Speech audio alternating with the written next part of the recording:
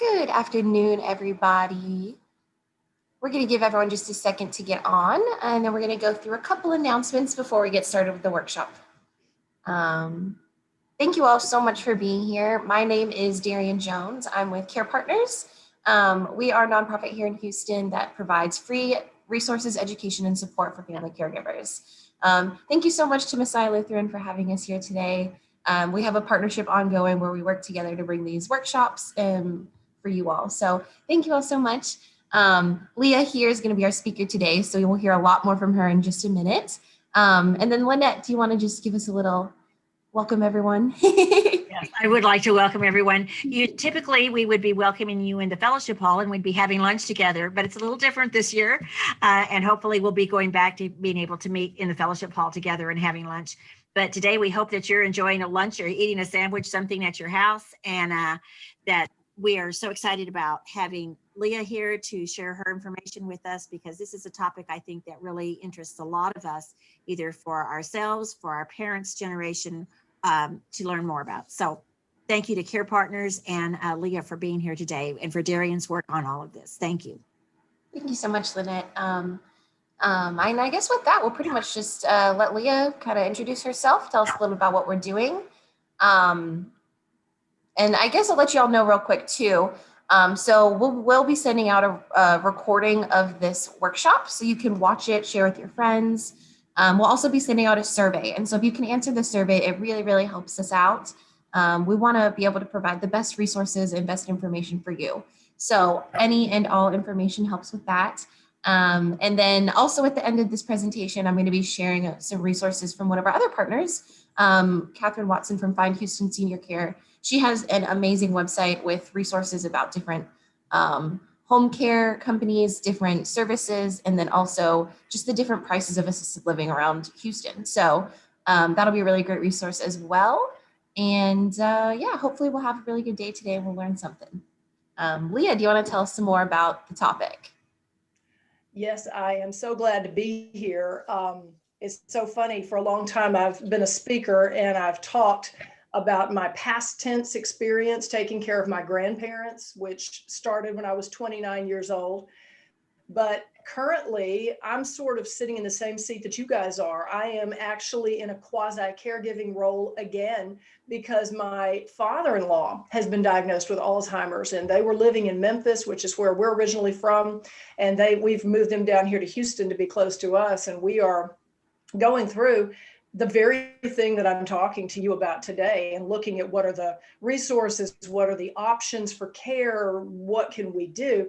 So it's really funny. I'm sort of kind of cheating with my own notes. It's kind of like, oh, look, we could do that. Oh, wow, this is an option available to us. So, I don't want to sound like, oh, she's just a talking head. No, I'm right in there with you. I mean, I'm sitting in the boat rowing with you. So it's really good to be here. And it's always good for me to have a chance to kind of, when Darian contacts me, she says, can you talk about this? And I'm like, absolutely. And so I start pulling notes together. Well, this time I started pulling my notes from a different source. It was my own notebook on my desk where I'd been talking to placement folks who have been kind of helping us figure out what to do about my father-in-law. So I mean, we are in this together. I'm not referring necessarily to my past experience, although I will make note of that.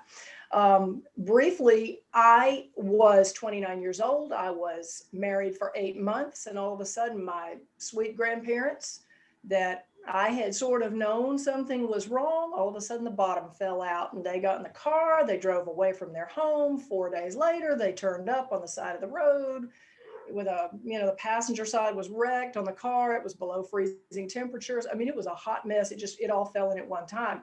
So I had the power of attorney. I had all the documents that they had already prepared for me. So everybody was looking at Leah like, what do we do now? And the problem was Leah didn't know. I didn't have the secret answer, and I didn't know where to go to get the answer. So that is one reason I tell Darian all the time how much I'm so glad that Care Partners puts these things together, because I wish I had had this information when all of that happened to my grandparents. So I did manage it, but I had to learn it on the fly. I had to make a lot of mistakes that, looking back now, I'm like, well, that was not really necessary, was it? But I guess we learn in that valley, don't we? That's where we grow. So hopefully, I hope you can learn something from my experience as well. So we're talking about care and what kind of care is available, what's it going to cost to get that care, and how on earth are we going to pay for it? I'm not trying to be funny. If you've been a caregiver more than 15 minutes, you've seen the price tag on some of this stuff. And, just to be colloquial, it ain't cheap. It's unbelievable what they want for, care that they are going to provide. And I was just astonished by it. I thought, you've got to be joking. And the problem was for me, when I started out, I didn't know what the options were. I was completely baffled. I couldn't have told you the difference between independent living and assisted living. I mean, I didn't know. So let's kind of pull the curtain back a little bit. Let's try to take some looks at this. Some of you guys may actually already have some knowledge. You may be really ahead of the curve of where I was when I first started. But we'll start kind of basic. Let's take a look at what some of the options are, talk about how we're going to pay for it, what it costs, and then how we're going to talk about paying for it. So the first thing I always say when I have these discussions with folks is, if you don't have the proper documentation, everything else I say will be a moot point. Because if you don't have the authority to act, then it doesn't really matter if you understand what your options are or what to do. So I always stress, please, please, please make sure you have the correct documentation. You will definitely need to know what your loved one's financial status is. What kind of money do they have in the bank? What kind of money do they have in savings, or maybe in an IRA or something like that? You want to know what they've got, because sometimes people have enough resources that they can actually afford to pay for assisted living out of their own pocket. And that's fabulous. That's just fantastic. Or maybe independent senior living, where there's nothing medicinal going on, but it's just that they're living in a community, but they're very expensive. If your loved one has that kind of money, that's fantastic, but you won't know until you kind of dig into this to find out. What you will need documentation-wise, you will have to have a statutory durable power of attorney. This is the document that gives you the authority to act on behalf of your loved one. And this is the document that's going to help you with the business side of things. You're also going to need a medical power of attorney. This is the document that's going to allow you to authorize anything medical that needs to go on. If they need a procedure done, if they need, a test run or whatever, or if it comes down to a question of placement, where do they need to go? Do they need more care than maybe you can give them in their home? This is where you will need that medical power of attorney. That document will open it up for you. So these are the must-haves. There's a whole slew of legal documents, and they're all good, but these are the backbone. I mean, this is where we live. You know what I mean? This gets down to it. So let's take a dive here into what our options are. Let's start with looking at assisted living. Now, we hear that term, and I always chuckle. I hear people talk about, the assisted living, mother's moving into an apartment, and they don't cook for her, and there's no doctor that comes to see her, but they call it assisted living. And I kind of chuckle to myself. I'm like, oh, okay, not technically assisted living, but, are we going to really split hairs and get into semantics? Well, for our purposes today, let's do that. Let's split those hairs and find out what's really going on. What is assisted living? All right. Assisted living is going to be a community where your loved one has basically an apartment. They will have like a 1-bedroom gig with a living room and a kitchen, but there is also a fully trained medical staff that's on duty 24/7. There's going to be medication management. You're going to find they are going to have housekeeping. They're going to have security. They're going to have laundry. They may have transportation services.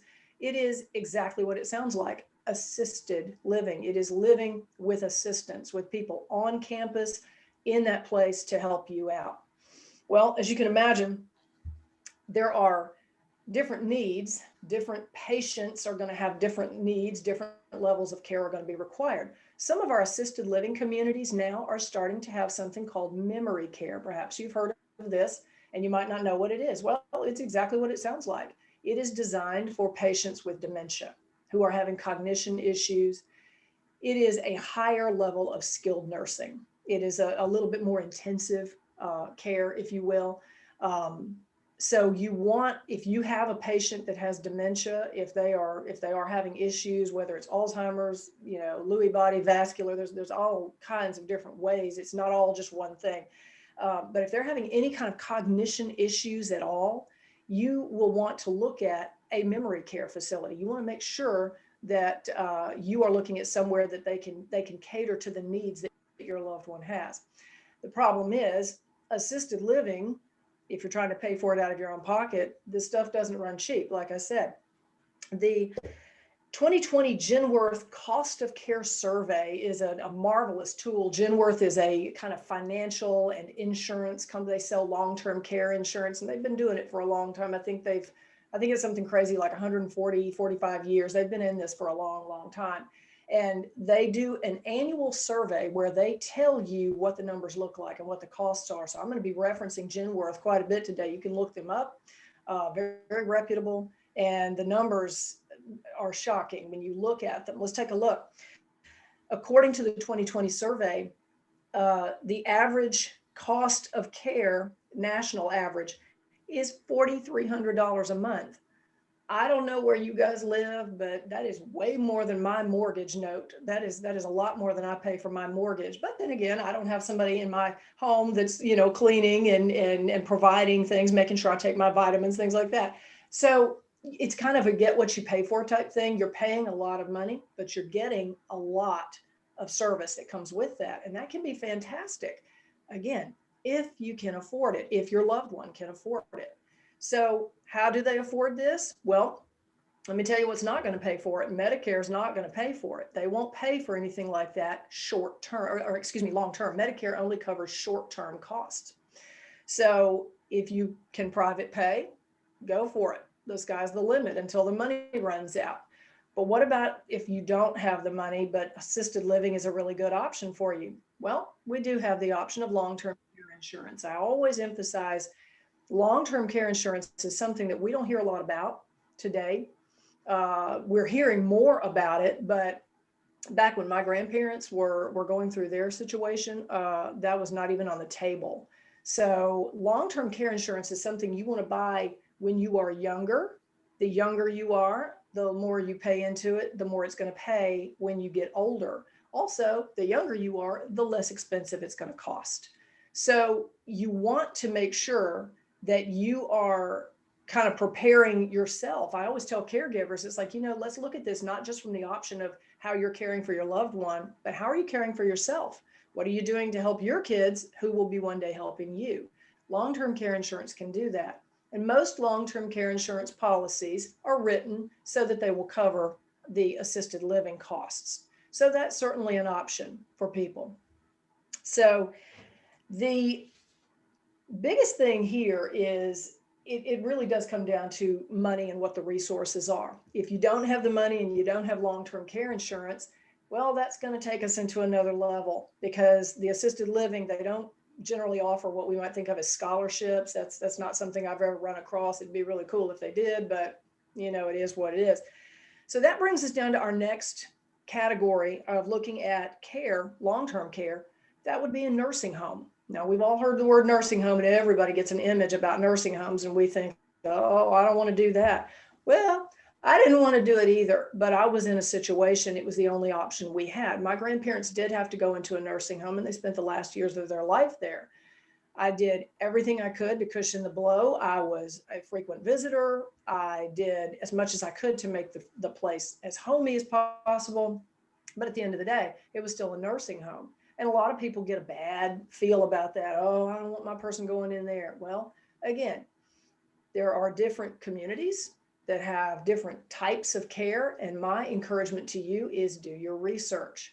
You will never regret it. Go in and meet the folks, get in their faces, talk to them, find out what's your turnover rate for your staff. And there's also, there's a really good website. I'm going to bump this over to Darian and let her get this disseminated to everyone. It is a website that you can click to. You put in basically the zip code, and you can find every community, every nursing home community that's ever had any kind of a review at all, either by a state organization or some other official party that's made a review of that nursing home, and they will tell you, bam, right there in one place, here are the great things they do. Here are the problems.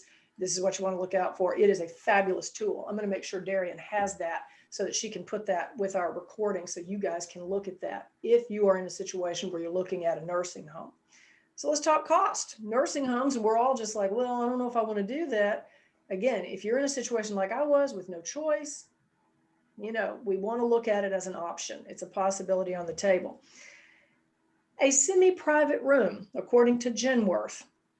Semi-private, let me emphasize that. You're sharing a room with someone else. It runs $77.56 a month, $7,756 a month.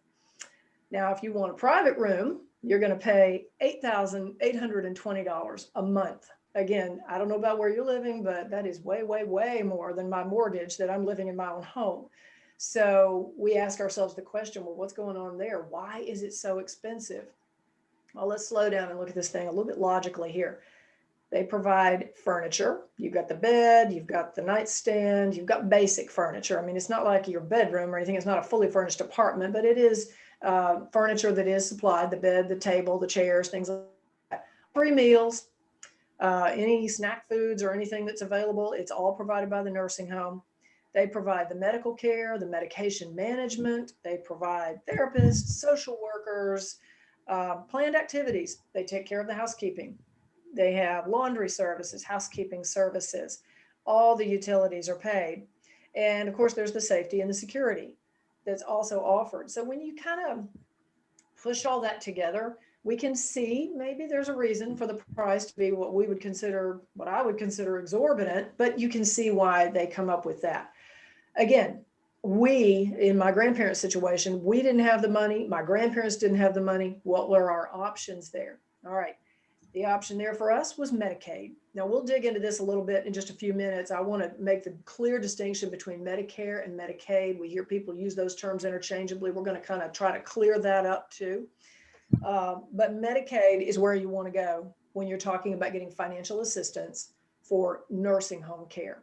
Now, sometimes a nursing home is only needed for a short stint. For example, if your loved one maybe they've had a surgery, they're recovering from a procedure, and they need some rehabilitation. They need a little bit higher level of care than they might get in the home.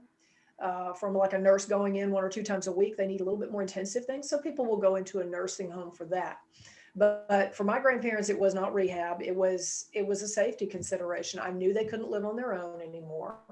And I was in no position.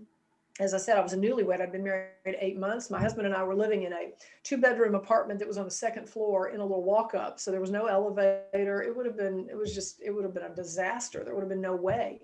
And at that time in our lives, neither my husband nor I could afford to quit work to just stay at home and take care of them, to give them the level of care that they were going to require.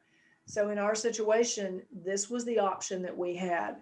And there are some things I always encourage people, if you do use a nursing home, be a present force, be there, and don't go at the same time every day or every week. Show up at odd hours. And this keeps a healthy level of accountability. If the staff says, Mr. Smith's people, we don't know when they're ever going to show up. So it gives you more incentive to sort of make sure Mr. Smith is being very well cared for. Again, we would love to think that everyone is being well cared for, but we've heard reports. So rather than run the risk, check out the facility, check out the community, check out what's going on, do your due diligence, and be a present force. That is very, very important. I know that really helped us, gave me a lot of comfort because I was coming in and out and I could see a level of consistent care. So that was nice, for me. Okay, so that's the nursing home option. Let's take a look at other options that we have. There is home care. Not to be confused with home health care. These really are 2 different things. Home care deals with more custodial, sort of like they need a companion. They need someone to help them with basic grooming, perhaps, hold my hand walking to the bathroom kind of thing. It is non-medical. Anything that is home care is non-medical. Home health care, on the other hand, is medical care. It has a clinical twist to it. You have a therapist or perhaps a nurse coming in who can, do whatever's necessary there. If they need medication dispensed, if they need shots, if they need, whatever they may need, that's what you're going to get with home health care. Well, coming back down, who's going to pay for it all? Now, this is where it gets interesting. Medicare Part A or Medicare Part B might pick up the cost of home care and home health care. My advice on that, talk to your physician, to your loved one's physician. Make sure that you explain the situation. If your physician feels that they need additional help, they will write the orders for it. And in that case, once a doctor writes the orders, the odds are much, much better that Medicare will pick it up. This is not something you would apply to Medicaid for. Even if it is considered long-term, Medicaid doesn't really get into this kind of thing. If Medicaid's attitude is, if you're getting us involved, then clearly they need to be somewhere besides in the home. So that's how we're going to pay for it. We're going to put them someplace, like a nursing home, for example, somewhere they can receive the 24/7 care kind of thing. And the final thing that we want to talk about as far as what our options are for care is the adult daycares. And a lot of people hear that term and they don't really know what it means. Well, it's exactly what it sounds like. If you have ever dealt with a child and maybe you were a working parent, you might have put your children in daycare. It is essentially the same thing, but it is for your adult parents or grandparents. It is for people, a lot of it is dealing with memory care. A lot of the specifics are for Alzheimer's patients. They'll refer to it actually as an Alzheimer's daycare, but not everything. There are certain people that for whatever reason, health concerns, health issues, they can't be left alone. So it would be good for them to be able to have a place to go. Because guess what? I think every one of us who've been caregivers, we know that you can't do this 24/7, right? Everybody knows that. You need a break. Sometimes you just need a break. Sometimes you may have a doctor's appointment of your own, or maybe it's time to go get your teeth cleaned at the dentist. Whatever the case, you can't necessarily take your loved one with you, and you really just sometimes just need somewhere to take them that you know they're going to be safe. Enter the adult daycare. This is a great, great resource. According to Genworth, the national average cost for adult daycare per day is $74 a day. Nobody covers this. No insurance, no Medicare, no Medicaid will cover this. This is a private pay out of pocket thing. And so you want to look around, you want to shop around to get the best bang for your buck. Obviously, if it's an average, that means some are going to be a little higher and some maybe a little bit less expensive. So you just have to do the shopping around and then talk to each individual community, find out what they do. What are your, measures that you put in place? What are you going to do to keep my loved one stimulated? How are you going to handle it if my loved one has a sundowning episode? What are you going to do with these things? And they will walk through those things with you, and you can get, these people, this is what they do. And so the people that are involved, I find these folks, a lot of these folks genuinely care and they genuinely want to help. And those are the ones you want to look for. You want to interview them just like you would for a job, because essentially you are hiring them. And they can be there. The daycares are open like Monday through Friday, and they're open from fairly early in the morning, 6 or 7 in the morning, down to like 6 o'clock at night. So it's an all day thing. You could take the whole day and have the whole day off, or if you needed to get something done in the morning, you could still take the afternoon and just do something relaxing for yourself. That is not a bad thing. I'm so about the health and well-being of the caregiver, because if you as the caregiver are not on your A game, there's no way that you can adequately take care of your loved one the way they need to be cared for and the way you really want to care for them. So always, as we always talk about, put your mask on first, your oxygen mask on first, then you can take care of them. So this is not a bad thing. Take the time. If you need to utilize an adult daycare center, these places are great. And like I say, they get a hold of folks that really love their job, and they can get in there and work with your loved one. And it can be a really, really good time for everybody. Everybody involved benefits from this. So we get down to looking at what do we do about paying for it. We've talked about some of these numbers. They're staggering. It is astonishing what kind of price tags are hanging off. We do understand why, but they're still staggering. You can understand that a Jaguar is going to cost a lot of money, but you're thinking, well, I have an option there, but I really don't have an option for caring for my loved one. What am I going to do to pay for this? Well, some of the caregivers have gone to some really great lengths to try to provide for their loved ones. A study here, I've got this on the PowerPoint, the study done by AARP. Our friends at ARP have done this, and they have indicated to us that 1 in 3 caregivers have actually cut back on their own personal spending, the money that they might have gone out to eat on, or the money they might have bought a new couch with, or even taken a trip with. They've cut into that personal spending to spend it taking care of their loved one. Another one, 3 in 10 people have used their personal savings. It says personal setting. I am so sorry about that. I will have to speak to my tech crew because I have a typo there. They have reached into their personal savings, money that they've been setting aside, like I said, perhaps for a trip or whatever. They're reaching into it and saying, okay, let me take this money out and spend it on my loved one. 1 in 6 have lowered what they are actually putting toward their own retirement. If they're funding an IRA, or if they're putting something back in some other type of retirement funding, stocks or whatever, they've actually reduced the amount that they're putting into that in order to have money to take care of their loved one. 1 in 7 have said that they spent less money on their own health care. And that's, again, that goes back to the whole self-care thing. Very, very important. If you were going to cut money from anywhere, I would say this is way, way not the place to do it. Please take care of yourself. Please take care of seeing that you are getting your proper nutrition, your proper exercise, your proper sleep, that you are getting proper medical care. Again, stay on your A game, and that way you can help them. Another one down here at the bottom, 1 in 10 have gone into their personal retirement monies. So not only are some not funding their retirement as much as they were, now they are actually dipping into the money they already have. They're taking it out early. They're undoubtedly paying thousands of dollars in early withdrawal penalties. But, you know, sometimes these caregivers, we feel like we have no other choice. We have to do what we have to do to take care of our loved one. So it's kind of it's almost like a chokehold. It's like, where do you go for relief here? We also noticed that 1 in 10 people have taken out a personal loan. And again, that's dicey, because that means you're acquiring debt. And as you are running up debt and then you have to pay the loan back, you always pay back more than you borrowed because of interest. And that, you know, it may work for now, but I wonder, are we kicking the can down the road? But again, we do what we have to do. So these are real things that people are doing according to the AARP study. And it's scary when you think about it. It's like, okay, I'm putting everything into one person, but once they're gone, what happens to me? What does this mean for my kids who might need to look after me?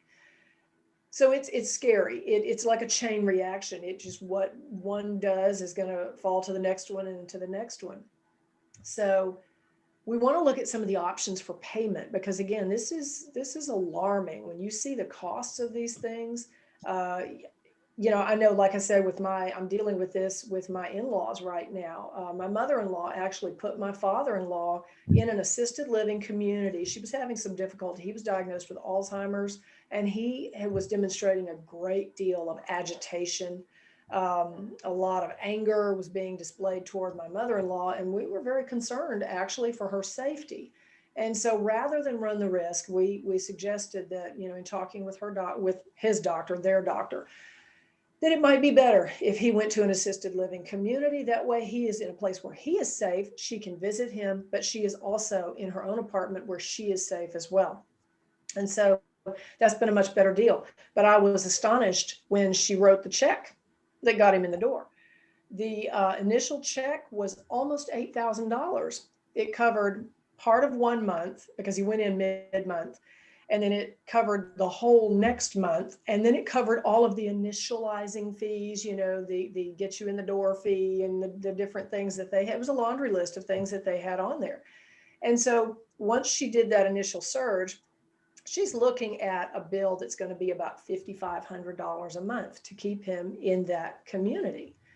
And it's excellent, and the director is excellent, and the staff is excellent, and we're very, very happy with it. But again, the cost, does she have the money to sustain this? And the truth of the matter is, not for years and years. She can't just continue to do this constantly. So we are looking at what are some of the options? So like I said, I'm kind of right in the same boat with you guys. We're, it's funny. It's almost like, physician heal thyself. I'm back in this position where I'm saying, yeah, okay, what are our options right now?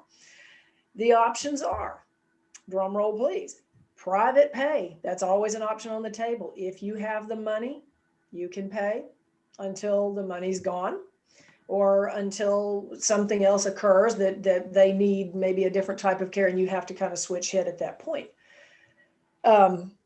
As I mentioned earlier, the long-term care insurance, this is a great thing. If you start it younger, the younger you start it, the less it's going to cost and the more you pay into it, so that by the time you get to the point where you actually need it, you've got a good cushion built up.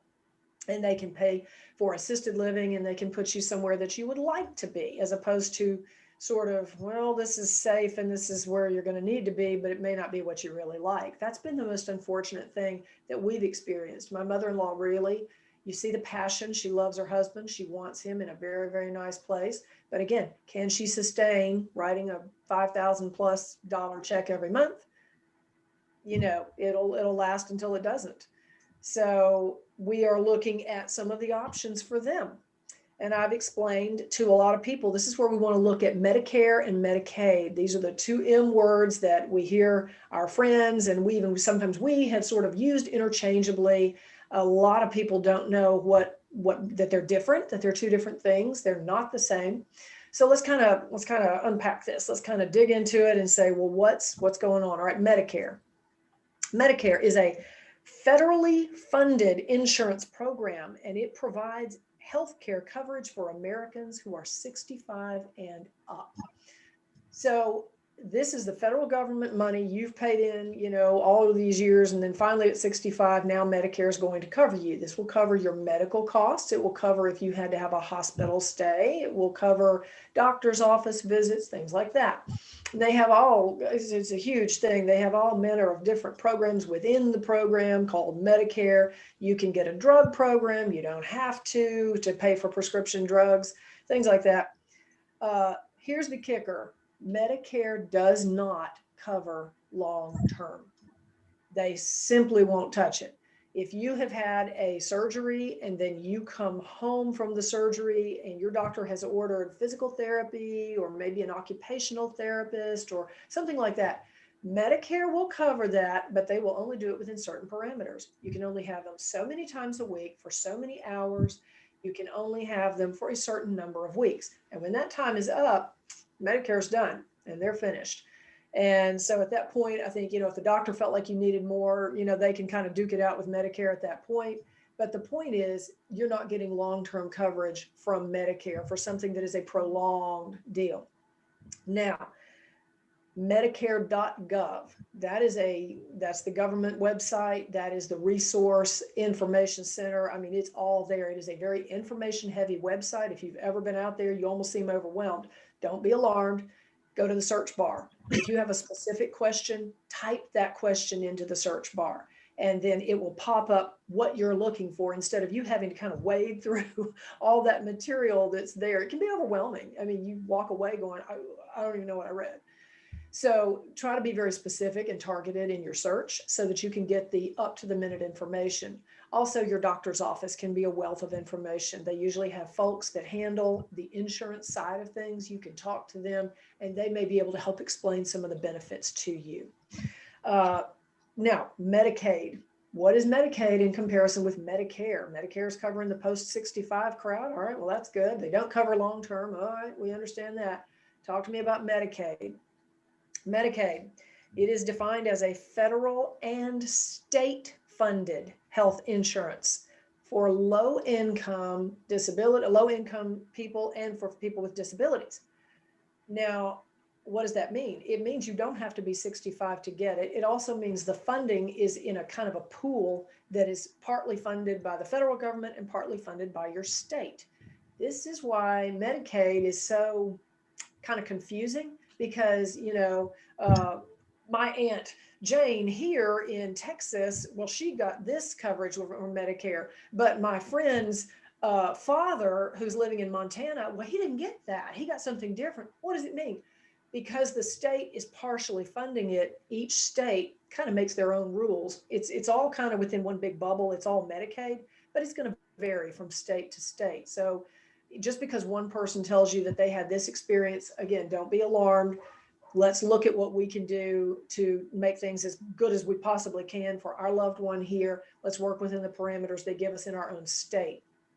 So it is for low income folks who have disabilities. So that means you don't have to be 65 to take advantage of it. But if you do go on Medicaid, you do have to show a medical necessity. And Medicaid does something that I'm sure if any of our caregivers have been at this very long, you have undoubtedly read up on, heard about the famed 5-year look back period. Medicaid will look back at the finances of the person that's applying for the assistance. And if there has been any kind of weird expenditures of money, maybe mother decided to write a big fat check to, your sibling that lives in another state, and they've mailed that big check. And so now that money's not there. If it was done within the last 5 years, Medicaid's going to ask for it back. So I always tell people, if you really are looking down the pike and you think, oh, I'm concerned at some point mother or father may need to go on Medicaid because there's just not the money to pay for this long-term care thing, and I'm really concerned. That's actually kind of the position we've been in over the last few years with my father-in-law. We had talked to my mother-in-law at length and said, be really careful, because if he does need to go on Medicaid, and you're not trying to say, oh yeah, it's going to happen, but you're just trying to plan. And if you can kind of plan and get your feet underneath you, that really helps a lot. That way you don't get the wind so knocked out of you when it has to happen. I had the wind knocked out of me with my grandparents, so I'm speaking from experience. I'm all about preparation now because we were so unprepared when it happened to them. So if you think that you're looking down the pike and you think, at some point my loved one may need some long-term care and they may need Medicaid, I advise you be very, very careful how you are spending the money. The real secret here is to make sure you're spending the money on their care. So if you are the person with statutory durable power of attorney and you are taking care of paying mother's bills, or making sure that mother's insurance is paid and this, that, and the other, and if mother has any debt left, if there's any, like if she's paying on a house, maybe the tail end of a mortgage or whatever, you want to make sure that you can prove where all that money's gone. And just keep very copious, thorough records, thorough notes. Keep track of every spending item that you use. That will be key. And when I had to take over the business for my grandparents, I'm one of these people, I laugh. I'm like, I've got receipts, I think, from when I was a kid and probably went and bought bubble gum. It's like, oh, look, in a box, Leah's got this receipt back here. So that's just my personality. My dad taught me to be that way. He was certainly that way, and I learned a lot from him. And I'm just like that. But I know a lot of people, they don't necessarily keep records. What I'm saying is, if you're not a record keeper, you may want to take a crash course and become one, because Medicaid loves to look back and they want to see where the money's been going. They want to see how it's being spent. And once your loved one is accepted to the Medicaid program, you will find that annually they will do a review to make sure that your loved one still qualifies for Medicaid. And let me tell you from experience, they have no problem telling you, oh, I'm sorry, you didn't qualify. When my grandparents first applied for Medicaid, they had too much money in the bank. And you've heard about that too. I'm sure if you've been around Medicaid at all, if you've heard anybody talk about it, you've heard about having to spend down the resources. Well, we had to do that. We went through all of that. And we were operating at that time in the state of Tennessee. So again, the Medicaid there was a little bit different, so it wouldn't be necessarily the same fit here in Texas. But it was a spending down process to get them to a certain threshold where they had to maintain that. And if anything went on that put them over their threshold, we had to write a check to the nursing home to cover that, because we had to keep them below what they had to have in the bank at that time. So it was really, really challenging. And I admonish you, copious notes, keep thorough records of whatever you buy for them. If you buy them a chair to go in the nursing home, that's fine. They don't have a problem with that, because that's being used on them. It's toward their care. And I don't say that lightly. I'm not mocking it. The whole idea is you are spending the money toward their care. That's what it should be for. My grandparents had a property in Arkansas, and I had to rent that property out. And then I had to take the rent money that was being paid and I had to pay it to the nursing home. So I always laugh when I told people, it's like, yeah, I rented a property out. I was a landlord for all that time, and we didn't make a single penny of profit because all of it went toward my grandparents' care, which was right and appropriate. And I was glad to do that for them. So that's where, some of those fine lines on Medicare and Medicaid, what one will cover, what one won't. The biggest difference I always tell people is Medicare will not cover long-term. Medicaid will cover long-term, but they certainly give you the guidelines and the parameters in which they will do that coverage for you. Another key thing that I always talk about with folks is veterans benefits. If your loved one was a veteran, by all means, go to va.gov and look at what the possibilities are. I know that if they've served in active duty during wartime and they are over 65, it is very possible they might qualify. They might have something. It's funny because my father-in-law actually missed this because while he did serve, he was not serving during wartime. And so he did not qualify for the veterans benefits. And I was like, oh, I hate that. But I appreciate the veterans benefits. I'm so thankful to our veterans and for what they've done. And so I am ecstatic for the veterans to have every benefit that is coming to them that they can possibly have. I think that's fantastic. So I'm glad for them to be able to get that. I want them to have that. So if you have a loved one who's a veteran, go dig it out, go look it up. VA benefits, va.gov, look at the benefits. And certainly contact the Veterans Administration and talk to someone. Tell them you have questions and you just don't know. You won't know if you don't look into it. And so that's what I encourage people to do. So at this point, I have run my yap, which is what I do, but I'm going to open it up for questions. I want to know if you have any questions, and if I know the answer, I will certainly tell you. If I don't, then we'll certainly ferret out the answer if we can. We'll see if we can figure it out together. So, Darian, do we have any questions? As I've been going along, I know sometimes folks will type into the chat, they'll have questions or whatever. Do we have anything? Let me take a look. Okay.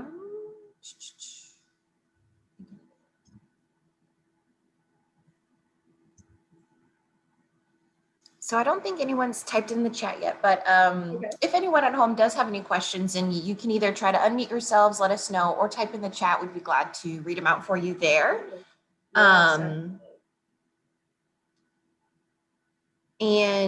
I guess while we're waiting, some of the questions I was thinking about, you talk a lot about thinking about when you're going into a home, or if you need to go into a home. What are some of the questions you may want to think about asking before going into a home long term? Right. That's an excellent question. And I actually get asked that quite a bit. In my case, I was kind of strangle-held because I was looking for a place that could take two people at one time. My grandparents they'd been married for over 60 years. There was no way I was going to let them be separated if I could at all help it. So for me, when I walked in the door, the first question out of my mouth was, can you take a couple? And when I finally found a place that could, I was like, okay, good. But one of the things that I really encourage is literally walk into that community, go through the door, shake hands with people, meet the director, meet the nursing staff, meet the medical social workers, talk to anybody that will talk to you. And I hate to say it like this. It's almost like, we're taught this. My degree's in journalism. We're taught this in journalism school. You go and you ask a question, and then you just sit there and you wait. You put the onus on them to answer the question. Don't sit there and continue to say, if you can, or whatever. Go in there and ask the tough questions. Ask them, I want to know, have you had any reports of abuse or of mistreatment in this facility at all? Ask the tough questions, see how they respond to you, and see if they start shuffling, if they start, making sort of excuses. You'll get a feel. And don't hesitate. I'll tell you what else, do. Talk to other family members. Go into the community, walk in there, and just, if you have an opportunity to see someone else sitting maybe in the waiting room, ask them about it. Ask them about their experience. Do you like this community? Do you like the staff? How do you feel about the staff? Looking at staff turnover is another good way. A lot of times the nursing homes particularly have high turnover. it can be very stressful. It can be a very stressful environment. And I can fully appreciate the job that our nurses and therapists and these folks do. Oh my goodness, I think, and I talked in my book about this, about some of the things that my grandmother would say out of her mouth. I was appalled. It's things that I wouldn't even put in print. I wouldn't even put in print some of the things that she actually verbalized. And I just stood there chagrined thinking, oh my goodness. So I offered multiple apologies over and over. I would take staff out in the hall. I'm so sorry. It's not our attitude. This is not what we really think. And I had people, they were always very kind, very understanding. They would say, you know what, it's the disease talking, don't worry about this. And so I always thought to myself, man, these people are rock stars. They are, they are Olympic athletes when you think about what all they take in, what the kind of things that they hear and the things that they have to work with. So I always encourage cultivate a relationship with these folks. Especially once you do have your loved one in a community, once you've found one. And the problem is you really won't know. It's I hate saying it like this. It's almost like taking a job. You go interview for the job, you talk to people about the job, but you really don't know what the job is like until you actually get in there and start doing the job. It's going to be the same way with whether it's assisted living, a nursing home, it's going to be the same kind of thing. You don't know till you get in there. So when you get in there, cultivate relationships, cultivate friendships, so that when you call and say, hey, this is Leah, I'm Mrs. Mead's grandma, or Mrs. Mead's my grandmother. Can you tell me what's going on with her? They always did. I had a great rapport because I went out of my way to make sure I had that. And that way I didn't have to worry about, are there things going on, and the staff was always really good to report to me. And, as the dementia progressed in both of my grandparents, I saw truly uncharacteristic behaviors, but they were kind, they were gracious to me, and that meant the world to me. So I would say definitely get in there and ask the questions, get in there and cultivate the relationships. Great. Some great advice there. And then you've been through this, you're going through it right now. What are some of the challenges that you've faced or things that you've learned that you really just want to share?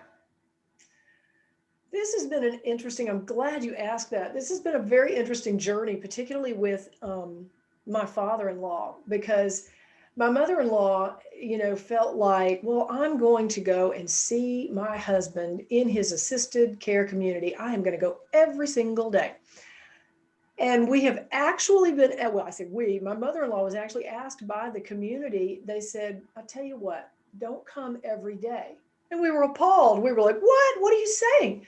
They explained it this way. They said, my poor father-in-law, he is very, very confused. He is easily mid-stage Alzheimer's.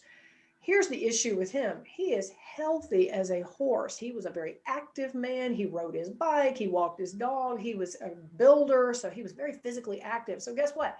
He's in great physical shape. So he's up, he's moving, he's running around. The problem is the dementia brings the agitation. And so the community has actually asked us, they said, look, we're not saying don't visit. We're saying don't do it every single day. Because what they began to realize was happening was my mother-in-law would visit, and he would talk to her and he would be okay. And then she would leave and he would freak out. He would come unglued and get angry and get agitated. And then the staff was having to deal with that. And again, he's not the only one there. So they have other folks that they need to be taken care of. They can't just focus all the attention on him. So that was kind of eye-opening. I thought, that would reduce some of the agitation if she didn't come every single day. And I thought, well, I never thought about that, because with my grandparents, that was not the issue. We had, I would go various days during the week, but I didn't go every single day.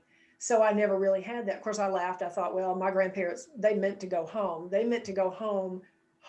They couldn't tell you where home was, but they meant to leave there. They would tie up their clothes in the opaque garbage bag in the trash can. I mean, it just freaked me out. I would walk in and there were their clothes tied up in this little bag on the bed, and they were ready to go. And I was just like, okay, we can't do this. So I would untie the bag and I would pull the clothes out and I would be like, yeah, we should wash these, And it was, so I had things like that, but I didn't deal with when I walked out the door and suddenly there was high agitation, calling me saying, oh, Stanley, I don't know, this is really bad. We didn't have that. But so that was something, that was an interesting challenge. That was kind of a new thing for me. I don't know if any of you have dealt with that. If anybody else has had that where you leave your loved one and they have a come apart, but that was a new one for me. Yeah, I've heard just from a lot of people that unfortunately that happens often, and I think it's just part of the disease, unfortunately. And Right. but that's why you were also saying, like, it's really important to know your loved one and figure out where they are in their journey, to figure out the best resources for them. That's right. We actually just had a caregiver conference, I believe, last weekend, and it was all about how to pay for care and how to stay at home. So a little bit different than the topic today, but we did talk about some of the different resources and the different legal papers. And as always, we also like to emphasize the importance of making sure that you take care of yourself. Mm-hmm. Because if you don't take care of yourself, then no one is going to be there to take care of your loved one. Right. So I guess we'll take just a few minutes, and I want to show you about Find Houston Senior Care and her website, and then we'll come back and have another few minutes chat with Leah, and then we'll probably wrap it up for the day. So please, if you have any questions, definitely type them in. Let us know. Let us know what your situation is like right now. What are you looking for? Or just what you learned today. What was your favorite part about today? Just let us know. So let me go ahead and share my screen, and I'll show you about Find Houston Senior Care.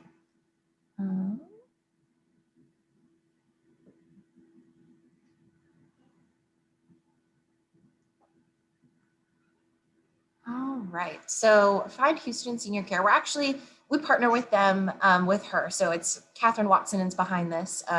She is also a former caregiver, and actually she's going through it now too, again.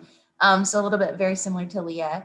But when she was going through this process, she felt like she didn't know where the answers were. She had all these questions and she didn't know where to go. So going through the process, she put this whole website together, and it's just amazing. So we have a caregiver conference coming up again next month. But here's some of the resources I really wanted to share. So she has the top 20 home care agencies. So that's talking about some of the resources at home, as we were talking about, the care home list. So Houston Senior Care alternative to a nursing home. These, I believe, are assisted living homes referred to as residential or personal care homes. And they're dotted all over Houston. It's a higher ratio of caregivers to residents, and so it's a bit more like smaller and a bit more personalized. So there's this just a great list of all of these resources. And then this one I really like too, the top 20 professionals and services you need. So it's really just like, here you see, she does a lot of the work for you, where normally you'd have to go and meet them and talk to them. And we absolutely encourage that.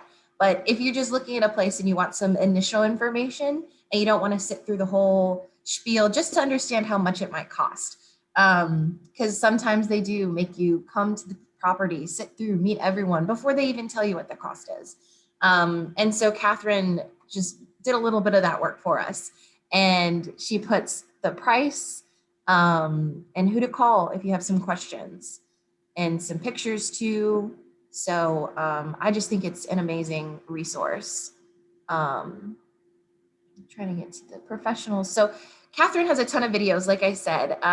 She has a web show every Wednesday morning, where she has different guests come on.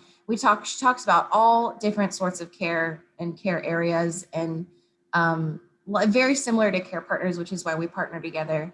Her whole thing is she just wants to provide the resources because she was there, she was in that boat, and she knows how hard it can be sometimes to find the answers. And so I just love her website, and we're so glad to be a partner with her. And there's just so many, like I said, resources, organizations, information. And so I definitely encourage you to check it out. And her website, just one more time, is Find Houston Senior Care. Trying to get back to the home. And so, yeah, it's the one-stop shop. It's really a great resource. All right.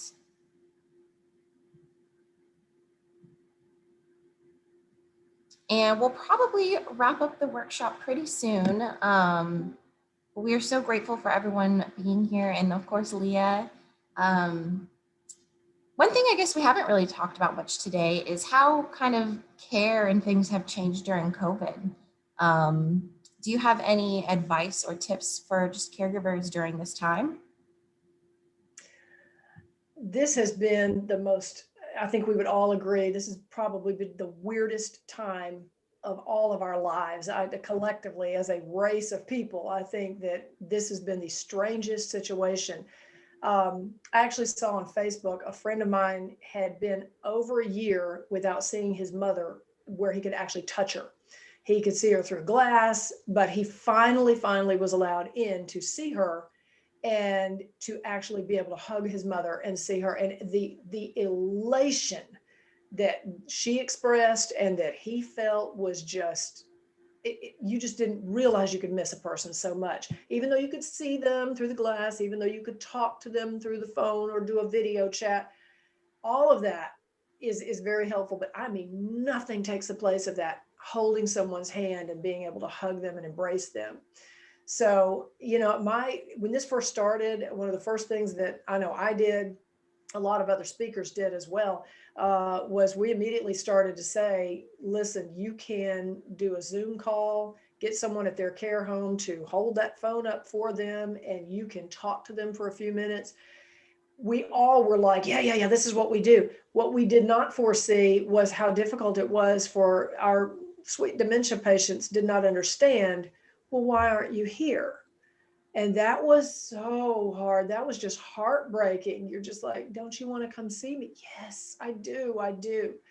So I would say at this point in the situation, I would contact the care home and I would ask I'm going to push this thing to the very limit. What is my absolute, you can't do beyond this? If there's any way you can get in that community, if you can get in there physically, if you have to show proof of a vaccination or if you have to have a negative COVID test, whatever they want you to do to prove that you're okay and you should be able to get in there. I think that it's time that we stand up and start doing that as caregivers. I think we have to be able to say, we can't just indefinitely go without seeing our loved ones. I have heard the stories of people who actually their loved one passed away without getting to see their family member again. And it is tragic. It is heartbreaking. And so let's see what we can do to work our way around it. Start talking to our directors of our care homes, start talking to our social workers, our nurse contacts, and say, look, what can we do? I got to get in that door. Yeah, I think that's some great advice too.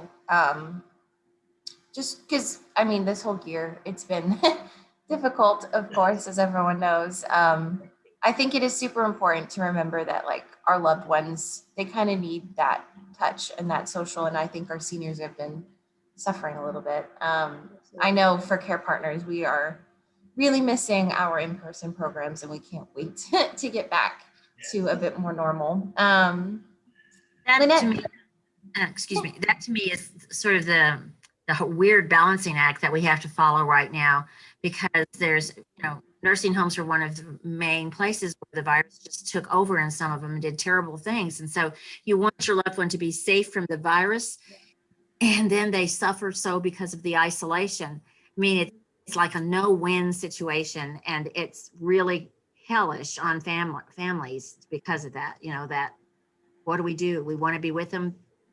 That, I think Leah's comments are right on, that they're suffering as much from that isolation as if they were sick or whatever. But then COVID could spread through the whole nursing home. So it's just like it's really hard. Weird time. It's hard. And I always like to remind everyone that all you can do right now, especially now, is your best. And you really have to encourage yourself and be proud of yourself for what you are doing and what you've accomplished. I had a question, and so we close down, I wanted to ask this because I'm ignorant about this, and people ask me all the time. Okay, when you talk about Medicaid, are there only certain nursing homes that take Medicaid patients, or do all nursing homes take them and they have like Medicaid wings? And I don't get how Medicaid works, except I understand it's for lower income situations. Is that right? Right. Okay. That's right. That's right. And there are, they will actually talk to you about having like a Medicaid bed. In other words, it's like, this is a room that we're setting aside. They'll have a certain number that they're set aside. These are for Medicaid patients. And the best thing you can do there is because it will vary from community to community. And, we laughingly say we hate using the F word. We hate saying facility because we don't want to feel like we're institutionalizing our loved ones. What we are doing is trying to provide a home for them, a community for them. So that's why I keep saying, community. I want you to understand, because it is a community. It's not just a room in a facility. It is their home. And we want it to be a homey atmosphere. But talk to the folks in the community and ask them what's the ratio of private pay versus, or even, like I said, again, if a patient goes in for like a short-term rehab kind of a thing, Medicare might be paying for that. So they have to do that balancing act, and it's a question of how many beds do they have that are allocated for Medicaid versus for rehab versus for private pay. And the only way you're going to know is to talk to them and find out. But yeah, Medicaid's a beast. I hate to say it. I mean, you're thankful it's there, but it is a monster with 18 hands because, the caveats to get into the program, the caveats to stay on the program, what's required. It's not easy. I wish it was just step 1, step 2, step 3, we're done. It was not that way for us. And like I say, we're kind of with my grandparents, and then now we're looking down the barrel at it. We've already talked to, listen, if you've not utilized somebody that works in placement, senior placement, oh my lands, get a hold of somebody, because I'm telling you, this is what they do.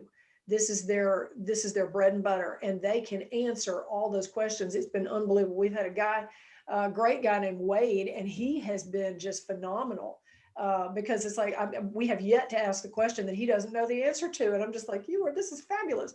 So I recommend use every tool, every resource. Get a hold of Catherine's website, findhoustonseniorcare.com. Man, it is the one-stop shop. And I'm telling you, you can find things like that and take advantage of it. But that's the thing. It's like, you don't really know, but these folks do this. This is what they do. This is their professional bread and butter. So I didn't know about that website at all. And that is just like an amazing thing. I mean, for free, all of that information in one place. Wow. Yeah, it really is such a great resource. And that's why we love partnering with Catherine she helps us do all these online conferences and stuff. And so we love all of her resources and knowledge. Like, she just has so much knowledge, and it's Right. great. Mm-hmm. Years ago, someone had told me they had put their mother in a facility, and the facility there said, we ask you please not to come to visit for a while because we want her to get acclimated that this is her home now. Once she accepts that, then she'll be able to accept you going home a lot better. Right. I always thought that was a good thought, because they need to know now this is their home, but yet you're going to come see them. Mm-hmm. That's exactly what we dealt with my father-in-law. It was so funny. My mother-in-law just couldn't believe she was being told not to come. Wouldn't you want me to come visit? Well, yeah, but he, like you said, he's got to get acclimated and know this is where he's living. So that is really, yeah, that's good advice. I'm glad you brought that up. I'm glad I'm not the only one that had that experience. It was just a friend that I had, and she was telling me. Mm-hmm. Yeah. Leah, thank you so much for being here. We're so grateful. And Lynette, as always, thank you so much for your partnership. And we're just so great that we're just so happy to be able to be here for you guys. I'm glad to be here too. It is a great thing that we can sit together and talk about it and even chuckle a little bit. Sometimes as caregivers, we got that heaviness going on, and it's okay for us to laugh. It's okay. It really is. So that's good. Yeah. And like I said earlier, I just like to leave it with a message of hope, and that I think things hopefully are calming down a little bit, and that we will keep moving forward, and that you have to just pat yourself on the back for how far you've come so far. So you're doing a great job, and there is support out there. There's resources out there, and we are here to help. So thank you all so much. And I hope you have a great rest of your weekend and a great